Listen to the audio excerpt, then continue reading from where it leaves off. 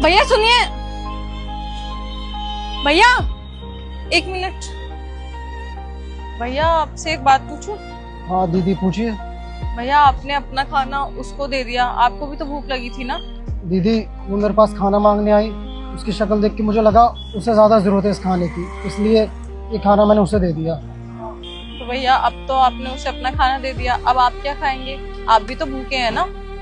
दीदी मैं पानी पी लूँगा, पर मुझे लगा उससे ज़्यादा इस खाने की ज़रूरत है। और आपको तो पता है दीदी, इंसान होने के नाते हमें एक दूसरे की मदद तो करनी चाहिए ना। भैया आपका दिल कितना बड़ा है, आप भी भूखे हैं तब भी आपने अपना खाना उसको दे दिया। और आपके पास शायद कम ही पैसे थे, आपने एक ही भटूरा लिया था, वो भी आपने उसको दे दिया। आजकल कहाँ मिलते हैं ऐसे लोग। भैया मैं ना आपके लिए दूसरी प्लेट लगा देती हूँ, आप आइए। अरे दीदी कोई बात नहीं, मैं नहीं चाहता कि मेरी वजह से आपकी दुकान का नुकसान हो। कोई नहीं दीदी, मैं पानी वानी पी लूँगा, मैं चलता हूँ। भैया इसमें नुकसान वाली क्या बात है, आपने भी तो उसकी मदद की ना। अगर आप मेरी ठेली से ऐसे भूखे पेट जाएंगे ना तो मुझे अच्छा नहीं लगेगा। और वैसे भी एक दो भटूरे में मैं कौन सा गरीब या अमीर हो जाऊंगी, मुझे भी पुण्य मिल जाएगा। अगर भगवान ने ये चीज देखी ना कि मेरी रेडी से एक भूखा इंसान जा रहा है और उसके पास पहले से खाना था बट उसने किसी और की मदद कर दी और मैंने उसको भूखा जाने के लिए छोड़ दिया, तो भगवान मुझे कभी माफ नहीं करेगा। थोड़ा सा पुण्य हमें भी कमाने का मौका दे दीजिए, आपने तो पुण्य कमा लिया। भैया आप बस एक मिनट रुकिए, मैं अभी लाती हूँ। ठीक है दीदी।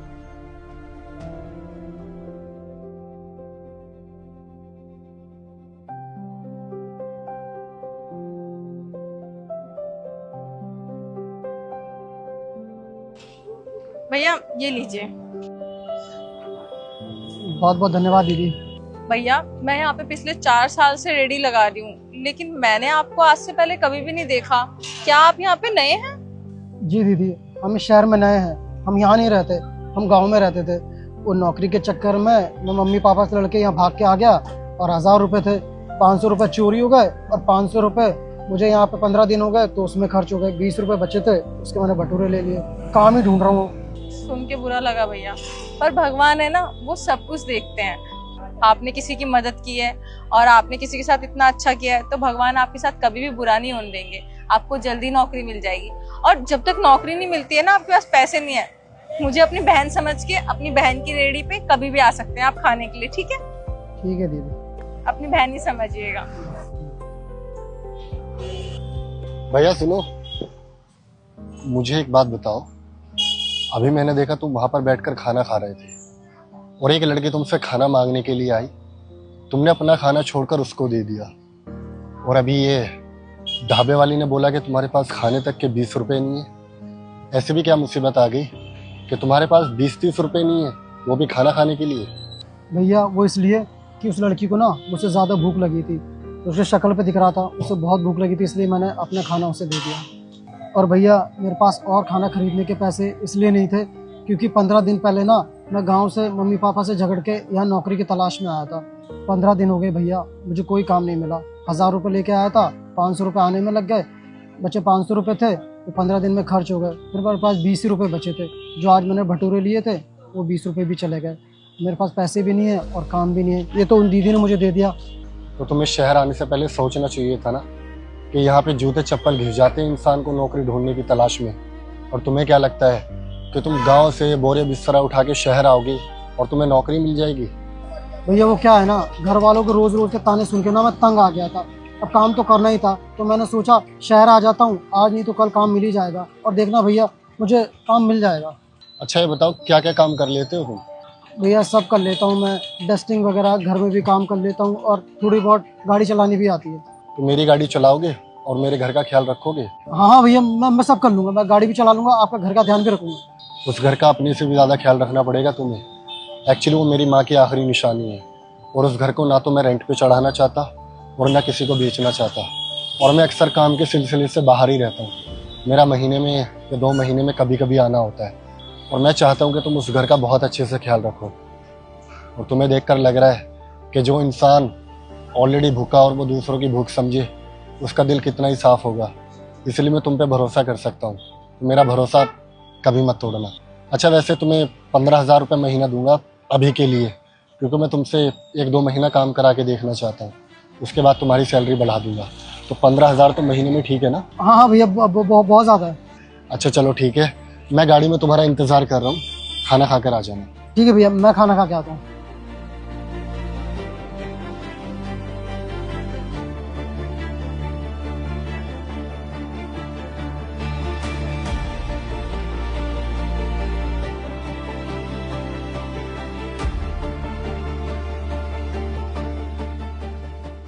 ये लो 2 लाख रुपए और शुरू हो जाओ।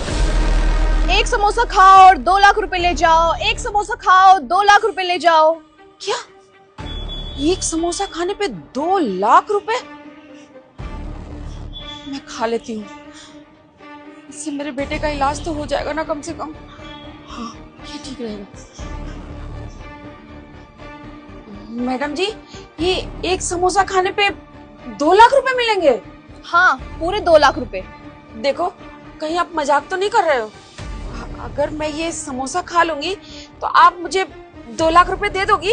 नहीं आंटी, मैं कोई मजाक नहीं कर रही हूँ, पर हाँ मेरी एक शर्त है, ये समोसा ना बहुत ज्यादा तीखा है, अगर आप इसे पूरा नहीं खा पाते हो तो आपको मुझे 500 रुपए देने पड़ेंगे, और अगर आप खा लेते हो तो ये 2 लाख रुपए आपके। बताइए, शर्त मंजूर है? तीखा है? तीखा खाऊंगी तो पेट में जलन होगी, मुंह भी जलेगा। कोई बात नहीं, मैं खा लेती हूँ, कम से कम मेरे बेटे का इलाज तो हो जाएगा। मैडम जी कोई बात नहीं, मैं ये समोसा खा लूंगी, लेकिन मेरे पास 500 रुपए तो नहीं है, ये 300 रुपए हैं। चलेगा क्या आपको? हाँ चलेंगे, क्यों नहीं, क्योंकि मुझे पता है आप ये समोसा खा ही नहीं पाओगे, तो कुछ हाथ ना आने से अच्छा ये 300 रुपए ही सही।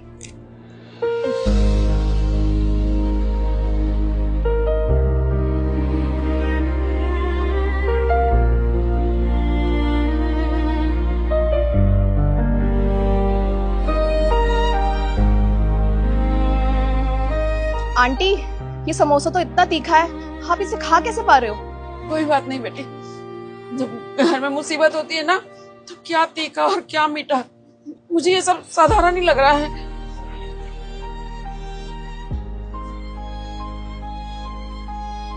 अरे वाह आंटी, आपने तो ये समोसा सच में खा लिया, आपको तीखा नहीं लगा? नहीं, मुझे बिल्कुल तीखा नहीं लगा। देखो मैंने समोसे खा लिए, अब आप मुझे ये 2 लाख रुपए दे दो। अच्छा ये लीजिए आपके 2 लाख रुपए। बहुत बहुत शुक्रिया।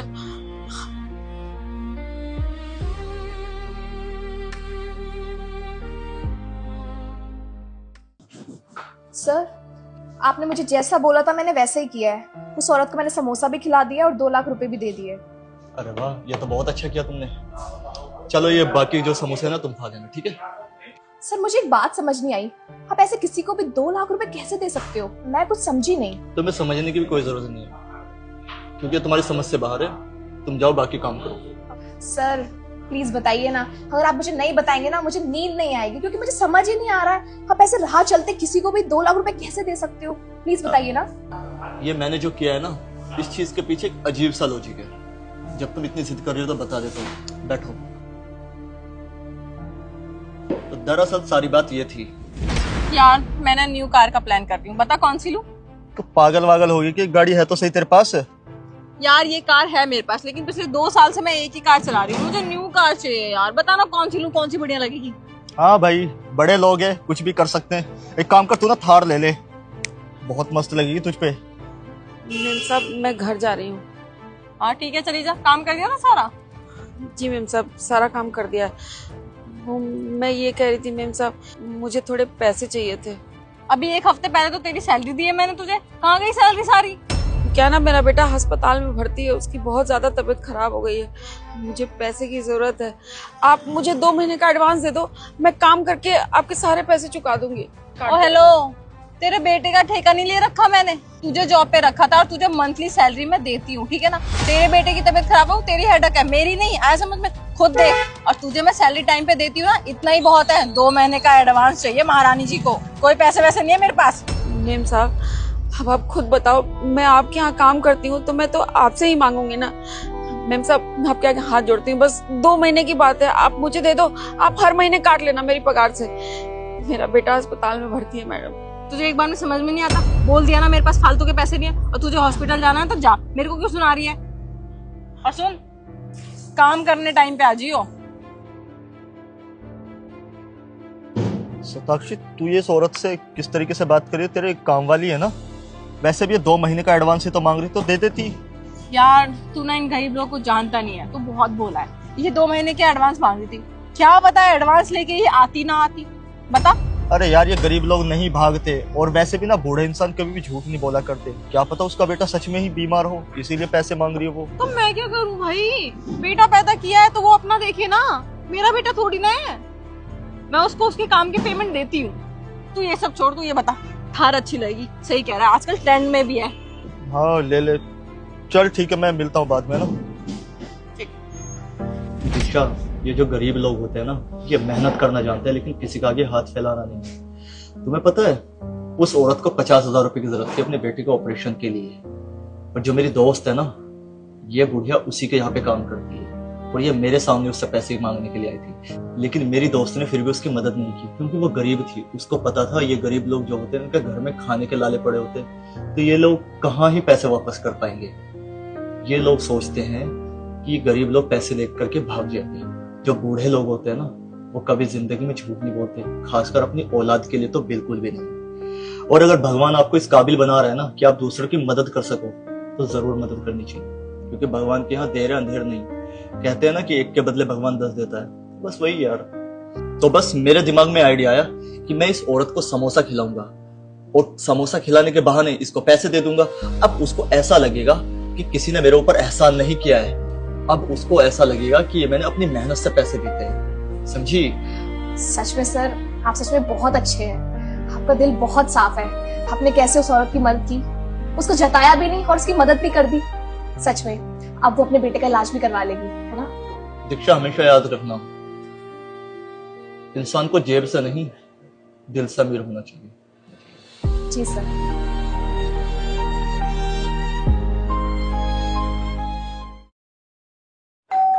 बहरी हो, सुनाई नहीं देता? कब से बोल रहा हूँ, गेट खुला है, गेट खुला है, अंदर आ जाओ। कौन हो तुम?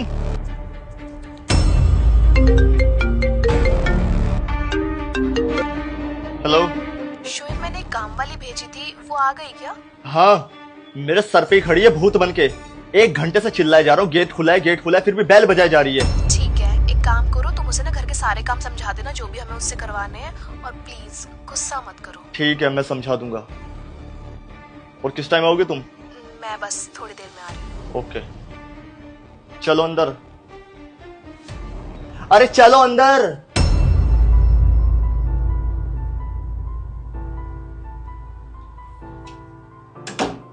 ठीक है, ये झाड़ू उठाओ, मैं बाकी काम बताता हूँ। मेरी माँ, झाड़ू वहां पे, झाड़ू उठाओ। खड़े होकर मेरी शक्ल क्या देखने लग रही हो? काम करने आई हो या मेरी शक्ल देखने आई हो? पागल वागल है क्या, या बुढ़ापे में सटी आ गई है जो खड़े होकर मुस्कुरा रही है? यहां चिल्ला चिल्ला कर मेरा गला पड़ गया है, तुझे समझ नहीं आ रहा? सफाई करने मेरी शक्ल देखने आई है। मेरी माँ, झाड़ू उठा। अजीब औरत है। काम बता देता हूं, दोबारा चिल्लाने की मेरे अंदर हिम्मत नहीं है। 2 टाइम आना है, सुबह शाम। झाड़ू पोछा टॉयलेट में तुम्हें क्लीन करनी है, और घर पे जो जाले लगे हैं ना, सारे क्लीन चाहिए मुझे। मुझे घर साफ सुथरा पसंद है, समझी? क्या हो गया है, क्यों मुस्कुरा रही हो तुम? काम पे लग जाओ मेरी माँ, काम पे जाओ। हाँ, क्या? अब बोल, और सुन नहीं सकती?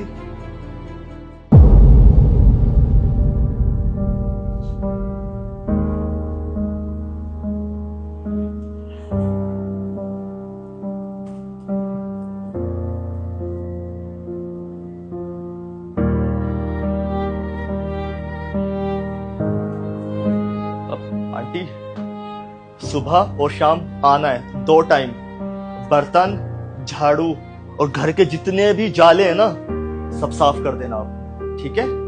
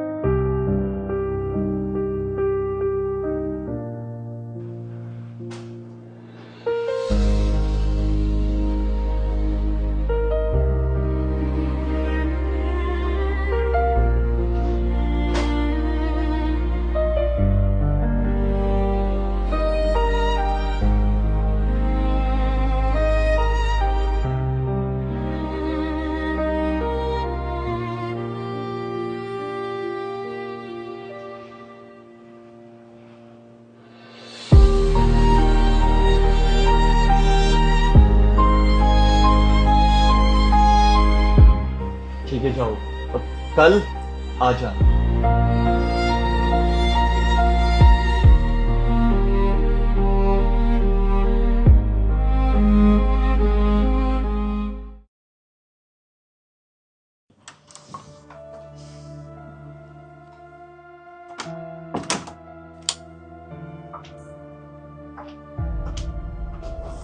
शोएब, क्या हुआ? तबीयत ठीक नहीं है तुम्हारी?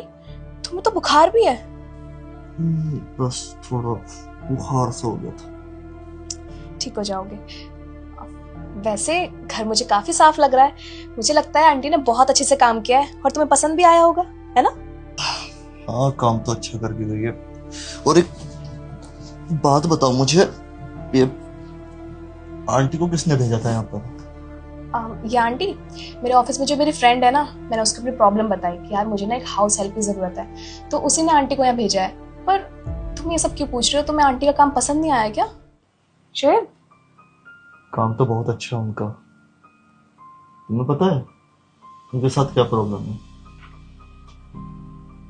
वो सुन नहीं सकती और ना बोल सकती, गूंगी और बहरी है। नहीं, मुझे तो ये नहीं बताया उसने।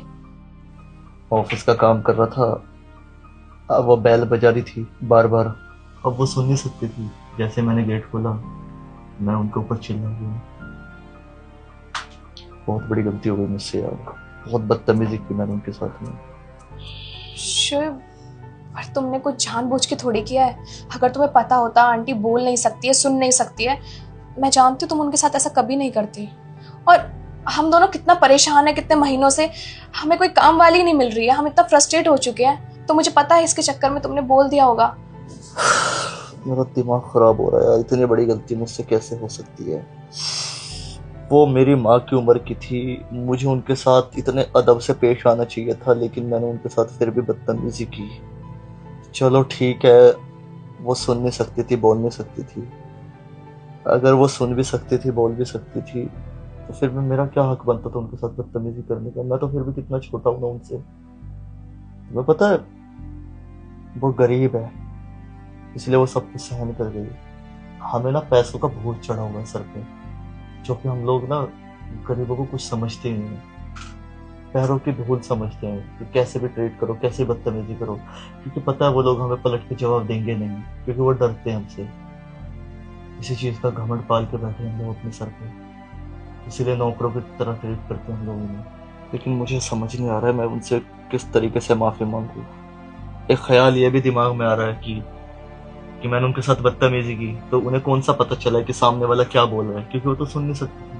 लेकिन वो नहीं सुन सकती थी, ऊपर वाला तो सब सुन रहा है ना, सब देख भी रहा है। गलती हुई है तो भुगतना तो पड़ेगा ना। आने दो कल आंटी को। हाँ, तुम आराम करो, मैं बना के लेकर आती हूँ।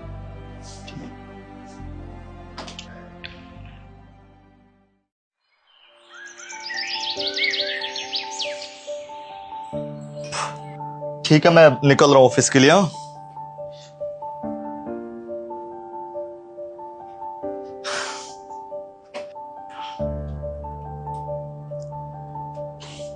आंटी,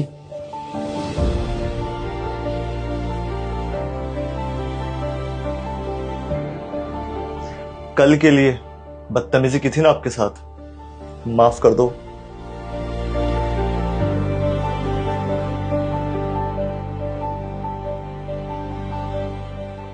ठीक है, मैं ऑफिस जा रहा हूँ।